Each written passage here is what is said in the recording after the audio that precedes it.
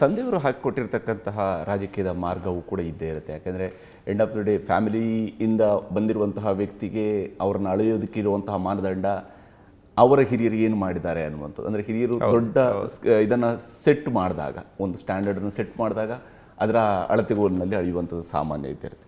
ತಾವು ನಿಮ್ಮ ತಂದೆಯವರು ಇಂಡಿಪೆಂಡೆಂಟ್ ಆಗಿ ಮೊದಲ ಬಾರಿಗೆ ಇದ್ದರು, ನಂತರ ಜನತಾದಳದಿಂದ ಇದ್ದರು, ಜನತಾದಳದ ಸ್ಪ್ಲಿಟ್ ನಂತರ JDU-ನಲ್ಲಿದ್ದರು.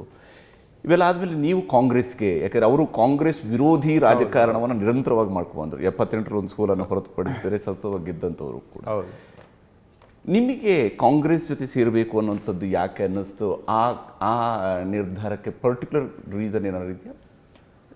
ನಾವು ಆಗ 2003ರಲ್ಲಿ ನಾನು ಆಯ್ಕೆಯಾಗಿ 2004ರಲ್ಲಿ ನಾವೊಂದಷ್ಟು ಜನ ಸಾಮೂಹಿಕವಾಗಿ JDU-ನಿಂದ ಕಾಂಗ್ರೆಸ್ಗೆ ಸೇರ್ಪಡೆ ಆದ್ವಿ. ನಿಖರವಾಗಿ ಹೇಳ್ಬೇಕಾದ್ರೆ ಸುಮಾರು 16 ಜನ ಒಂದೇ ದಿನ, ಅದರಲ್ಲಿ ಬಹುತೇಕ ಶಾಸಕರು, ಒಬ್ಬರಿಬ್ಬರು ಮಾಜಿ ಶಾಸಕರಿದ್ದರು. ಬಟ್ 16 ಜನ ಒಂದೇ ದಿನ ನಾವು ಕಾಂಗ್ರೆಸ್ ಪಕ್ಷಕ್ಕೆ ಸೇರಿದ್ವಿ. ಆದರೆ ಅದಕ್ಕೆ ಪೂರ್ವದಲ್ಲಿ ನಮ್ಮದು ಎಲ್ಲ ಪ್ರಯತ್ನ ಕೂಡ ಜನತಾ ಬಣಗಳನ್ನು ವಿಲೀನ ಮಾಡಬೇಕು ಅನ್ನೋದು ನಮ್ಮ ಪ್ರಯತ್ನ ಆಗಿತ್ತು. ಕರ್ನಾಟಕದಲ್ಲಿ ಜನತಾ ಪರಿವಾರ ಇರಬೇಕು, ಇವ್ರದ್ದು ಅವ್ರದ್ದು ಪಾರ್ಟಿ ಅಲ್ಲ, ಜನತಾ ಒಂದುಗೂಡಬೇಕು ಅಂತ ನಾನು ಆವಾಗ ನಾನು ರಾಜಕೀಯದಲ್ಲಿ ಇನ್ನೂ ಅಂಬೆಗಾಲಿಡುವಷ್ಟು ನನಗೆ ಅನುಭವ ಇರಲಿಲ್ಲ. ಆದರೆ ನನ್ನ ಮನಸ್ಸಿನ ಆಸೆನೂ ಅದೇ ಆಗಿತ್ತು. ನಮ್ಮ ಹಿರಿಯರು ಎಲ್ಲ ಅವತ್ತು ಬಹಳ ಪ್ರಯತ್ನ ಮಾಡಿದರು, ಏನಾದರೂ ಮಾಡಿ JDU, AIPJD ಮತ್ತು JDS ಇವುಗಳನ್ನೆಲ್ಲ ವಿಲೀನ ಮಾಡಿ ಮೂಲ ಜನತಾದಳದ ರೂಪರೇಷೆಗಳನ್ನು ವಾಪಸ್ ತರಬೇಕು ಅಂತ. ಆದರೆ ಅದು ಕೈಗೂಡಲಿಲ್ಲ.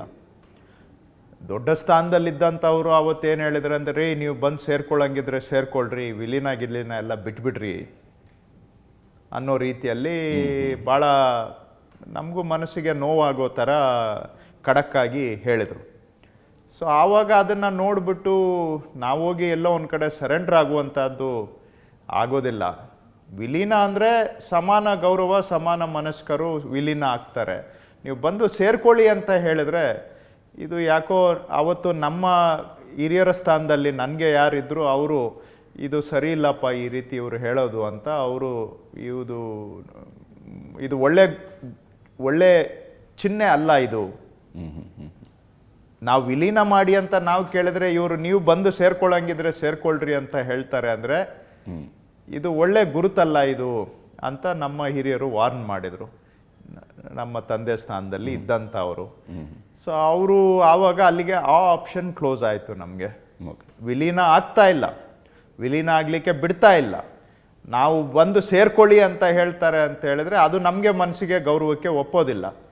ಸೊ ಆ ಸಂದರ್ಭದಲ್ಲಿ ನನಗೆ ಗೊತ್ತಿರಲಿಲ್ಲ. ಬಟ್ SM ಕೃಷ್ಣ ಅವರು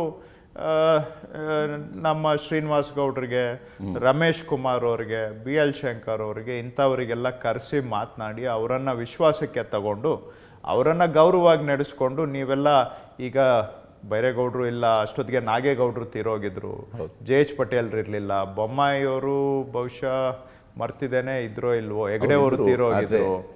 ಸೊ ಈಗ ಯಾರು ನಾಯಕರೇ ಇಲ್ಲದೆ ಇರುವಂಥ ಪರಿಸ್ಥಿತಿಯಲ್ಲಿ ನೀವೆಲ್ಲರೂ ಯಾಕೆ ಒಂದು ರೀತಿ ಸಮಾನ ಮನಸ್ಕರಿದ್ದೀರಿ, ನಿಮ್ಮನ್ನು ಗೌರವವಾಗಿ ನಡೆಸ್ಕೊಳ್ತೀವಿ, ನೀವು ಕಾಂಗ್ರೆಸ್ಗೆ ಬನ್ನಿ ಅಂತ ಹೇಳಿ SM ಕೃಷ್ಣ ಅವರು ಆಗಾಗಲೇ ಮಾತುಕತೆ ನಡೆಸಿದ್ರು.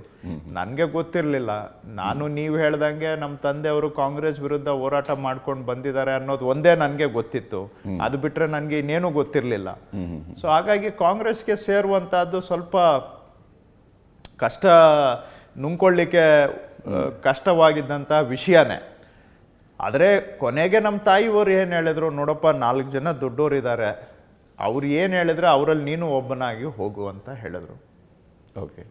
ಸೊ 16 ಜನ ನಾವು ಅವರೆಲ್ಲರೂ ಸಹ ಸೇರಿ ಕಾಂಗ್ರೆಸ್ಗೆ ಸೇರುವಾಗ, ಈಗ ನಾವು ಕೂಡ ನಮ್ಮದು ಕೋಲಾರ, ಚಿಕ್ಕಬಳ್ಳಾಪುರ, ಅಲ್ಲಿ ಶ್ರೀನಿವಾಸ್ ಗೌಡರು, ರಮೇಶ್ ಕುಮಾರ್ ಅವರು, ಶಿವಶಂಕರ್ ರೆಡ್ಡಿ ಅವರು, ಚೌಡ್ ರೆಡ್ಡಿ ಅವರು, ಹೀಗೆ ಎಲ್ಲರೂ ಕೂಡ ನಮ್ಮ ಹಿತೈಷಿಗಳು, ನಮ್ಮ ಕುಟುಂಬದ ಹಿರಿಯರು ಅಂತಲೇ ಹೇಳ್ಬೋದು. ಅವರೆಲ್ಲರೂ ಸೇರಿ ಒಂದು ತೀರ್ಮಾನ ತೊಗೊಂಡ್ಮೇಲೆ ನಾನು ಇನ್ನೊಂದು ಕಡೆ ಹೋಗ್ಲಿಕ್ಕೆ ಆಗೋದಿಲ್ಲ ಅಂಥೇಳಿ ಅವ್ರ ಜೊತೆಗೆ ನಾನು ಕೂಡ ಕಾಂಗ್ರೆಸ್ ಸೇರಿದಾಗ ಒಬ್ಬೊಬ್ಬರು ಕಾಂಗ್ರೆಸ್ನಲ್ಲಿ ಇದ್ದವರು ನಮ್ಮ ಕುಟುಂಬ, ನಮ್ಮ ತಂದೆಯವ್ರ ಬಗ್ಗೆ ಭಾಳ ಹಿತೈಷಿಗಳು, ನನ್ನ ಹಿತೈಷಿಗಳು ಹೇಳಿದರು, ನೀವು ಕಾಂಗ್ರೆಸ್ಸಿಗೆ ಸೇರಬಾರ್ದಾಗಿತ್ತು, ಅಲ್ಲೇ ಇದು ಫೈಟ್ ಮಾಡಬೇಕಾಗಿತ್ತು ಅಂತ ನನ್ನ ಒಳ್ಳೆಯದಕ್ಕೆ ಹೇಳಿದ್ರು, ನನ್ನ ಒಳ್ಳೆಯದಕ್ಕೆ. ಇನ್ನು ಕೆಲವರು JDSನಲ್ಲಿದ್ದ ಮಿತ್ರರು, ಏನು ಬ್ರದರ್ ಹಿಂಗೆ ನೀನು ಕಾಂಗ್ರೆಸ್ಗೆ ಹೋಗ್ಬಿಟ್ಟಲ್ಲ, ತಪ್ಪು ಮಾಡಿದೆ ಅಂತ ಹೇಳಿದರು. ಆದರೆ ಆವತ್ತು ಅವ್ರು ಯಾರ್ಯಾರು ಆ ರೀತಿ ಹೇಳಿದ್ರು ಅವರೆಲ್ಲರೂ ಒಂದು 5, 6, 8, 10 ವರ್ಷ ಆದಮೇಲೆ ಬ್ರದರ್ ನೀನು ಒಳ್ಳೆ ಕೆಲಸ ಮಾಡಿದೆ, ಓಕೆ, ಕಾಂಗ್ರೆಸ್ಗೆ ಹೋಗಿ ಅಂತ ಆನಂತರ ಅವರೇ ಹೇಳಿದರು. ಸೊ ಕಾಂಗ್ರೆಸ್ಗೆ ಸೇರುವಾಗ ಸ್ವಲ್ಪ ನನಗೂ ಕೂಡ ಅಷ್ಟು ಅದು ಸರಾಗವಾಗಿ ಇರಲಿಲ್ಲ ಮನಸ್ಸಿಗೆ. ಆದರೆ SM ಕೃಷ್ಣ ಅವರು ನಮ್ಮನ್ನು ಚೆನ್ನಾಗಿ ನಡೆಸ್ಕೊಂಡ್ರು, ಸೋನಿಯಾ ಗಾಂಧಿ ಅವ್ರ ಹತ್ರ ಕರ್ಕೊಂಡು ಹೋಗಿ ಸೇರಿಸಿದ್ರು. ಅದಾದಮೇಲೆ ನನ್ನನ್ನಂತೂ ಕಾಂಗ್ರೆಸ್ಸು, ನಾನು ಯೂತ್ ಕಾಂಗ್ರೆಸ್ ಅಲ್ಲ, ಎಲ್ಲ ರೀತಿಯಲ್ಲಿ ನನಗೆ ನಮ್ಮ ಅರ್ಹತೆ ಮತ್ತು ನಿರೀಕ್ಷೆಗೆ ಮೀರಿ ಅವಕಾಶನೂ ಕೊಟ್ಟಿದೆ, ಗೌರವವಾಗೂ ನಡೆಸ್ಕೊಂಡಿದೆ. ಅದು AICC ಹಂತದಲ್ಲೇ ಆಗಲಿ ಅಥವಾ ಕರ್ನಾಟಕದ ಹಂತದಲ್ಲೇ ಆಗಲಿ, ನಮ್ಮ ಮುಖ್ಯಮಂತ್ರಿಗಳು ಸಿದ್ದರಾಮಯ್ಯನವರೇ ಆಗಲಿ, ಶಿವಕುಮಾರ್ ಅವರೇ ಆಗಲಿ ಅಥವಾ ಪರಮೇಶ್ವರ್ ಅವರಾಗಲಿ, ಯಾರೇ ಆಗಲಿ ನಮ್ಮನ್ನು ಭಾಳ ಗೌರವವಾಗಿ ನಡೆಸ್ಕೊಂಡಿದ್ದಾರೆ. ಸೊ ಹಾಗಾಗಿ ಲಾಂಗ್ ಟರ್ಮಲ್ಲಿ ಒಳ್ಳೆಯದಕ್ಕೋಸ್ಕರ ಆಗಿದ್ದೆಲ್ಲ ಒಳ್ಳೆಯದಕ್ಕೆ ಅನ್ನೋ ಥರ